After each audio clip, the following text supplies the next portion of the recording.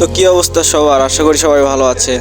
তো আপনাদের মাঝে আরো একটা ভিডিও নিয়ে হাজির হলাম। তো আমাদের বাড়ির রান্না করার খড়ি ফুরে যাওয়ার কারণে আমার আব্বু আরম বাড়ির থেকে খড়ি কিনে নিয়ে আসছে, যার কারণে আমি এই খড়িগুলা নিয়ে এসে আমাদের খড়ির ঘরে রাখতেছি। কারণ আমাদের গ্যাসে রান্না করে না, খড়িতে রান্না করে, যার কারণে প্রচুর খড়ির দরকার হয়। তো আমার আম্মু খড়ি গুছাই দিতেছে এবং আমি নিয়ে যাইতেছি। কিছুক্ষণ পরে আমার আব্বু চলে আসলো হেল্প করার জন্য। তো খড়ি টানা শেষ করতে 3টা বেজে যায়। তারপরে আমি হাত মুখ ধুয়ে খাইতে বসি। তো অনেকে আবার ভাবতে পারেন বাদাম, ডিম, মুড়ি, গুড়, চিনি এবং দিয়ে কি করবো, আসলে এটা আমি ছাতু মাখায় খাবো। তো কে কে এই ছাতু মাখানো খাইছো কমেন্টে অবশ্যই বলে যাবা।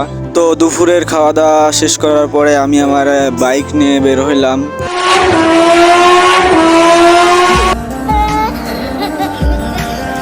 বাই দা ওয়ে, আজকে খেলা ছিল আমাদের এয়ারপোর্ট একাডেমির সাথে, যার কারণে আমরা সুপার সনি ভাড়া করছিলাম। তো আমি আর সাজিব অপেক্ষা করছিলাম যে সব প্লেয়ার আসবে, তারপরে আমরা রওনা দিব। ফাইনালি সব প্লেয়ার চলে আসছে, আর এই যে সুপার সনিক ড্রাইভার, যিনি অনেক দক্ষ। তো আমরা সবাই মিলে 4:30টার দিকে রওনা দিলাম। আমাদের মাঝ দিয়া মান্নান মোড় থেকে গোকুলনগরের রাস্তাটা খুবই খারাপ, যার কারণে যাইতে অনেকটা সময় লাগতেছিল।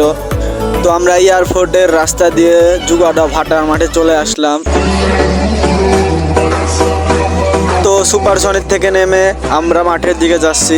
মাঠে আসার পরে আমরা এই একটা জায়গাতে ডিসার্ভ করতেছি এবং বিপক্ষ টিম বিপরীত স্টে ডিসার্ভ করতেছে। আর এইটা হলো মাঠটা অনেক বড় না, তারপরেও মোটামুটি খেলার জন্য পারফেক্ট। আর আমি যে স্কিলটা দেখালাম কেমন হয়েছে এবং কার স্কিল অবশ্যই বলবেন।